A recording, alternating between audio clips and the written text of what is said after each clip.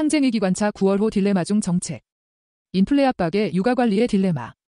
2021년 11월 바이든 행정부는 집권 1년도 되지 않아 10월 소비자 물가 지수 발표에서 전년 대비 6.2%가 상승하면서 30년 만에 최고 인플레이션을 기록했다. 2022년 6월 11월 소비자 물가가 전년 대비 8.6% 상승했는데 이는 1981년 12월 이후 가장 빠른 속도였다. 바이든은 물가 상승에 대해 푸틴이 음식과 휘발유, 양쪽에 부과한 세금이라며 우크라이나전 탓으로 돌렸다. 또 미국의 세계 최대 정유회사 엑손모빌을 가리켜 올해 신보다 더 많은 돈을 벌었다며 육아 인상 주범으로 지목했다. 결국 2024년 대선에서 민주당은 인플레에 참패했다며 패배의 주원인으로 인플레를 꼽는다.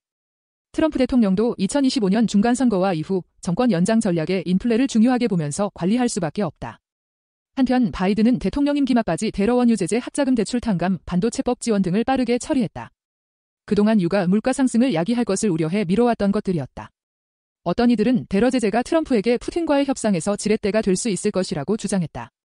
물가는 트럼프 정권이 해결해야 할 가장 중요 과제가 됐다. 그 중에서도 핵심은 육아다. 취임 당일인 1월 20일 트럼프는 미국 역사상 처음으로 국가에너지 비상사태를 선포하며 바이든 행정부와 정반대로 원유 천연가스와 같은 화석 연료 사용을 적극적으로 권장했다. 공급 확대를 최우선 과제로 삼고 미국산 에너지의 영향력을 키우겠다는 것으로 읽혔다.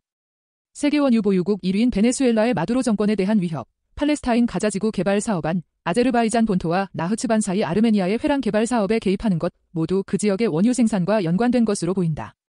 우크라이나전과 관련해 러시아와의 협상을 강력하게 추진하는 것도 육아와 관련된다.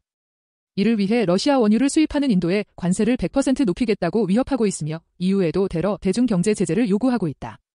트럼프는 올해 5월 사우디아라비아를 방문해 전략적 경제 동반자 협정을 맺었다. 1,420억 달러 방위 장비 판매 계약도 체결했다. 특히 사우디의 증산이 육아에 결정적이었는데 현재까지 계속 증산 기조를 유지하며 저육아를 이끌고 있다. 그러나 여기에도 빈살만의 노림수가 있고 트럼프의 딜레마가 있다. 저유가가 미국의 셰일석 유산업의 손익분기점을 맴돌면서 위협하고 있다. 사우디가 자국의 손해에도 불구하고 저유가를 유지하는 이유는 보다 장기적 관점에서 경쟁 상대인 미국의 셰일석유업계를 고사시키려는 것이다. 트럼프의 정책이 셰일석유 개발을 위협한다고 하는데 저유가 정책과 함께 반이민 정책도 인력 수급에 지장을 준다고 한다. 트럼프의 관세 전쟁은 물가를 직접적으로 상승시킨다. 트럼프는 이를 감추려고 한다.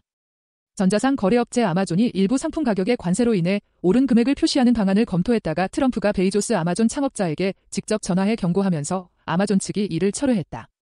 관세만이 아니다. 관세를 높이는 이유가 제조업을 활성화하려는 것인데 이를 위해서는 통화를 풀어야 한다. 금리도 낮추고 세금도 낮춰야 한다. 모두 물가 인상을 초래하는 요인들이다.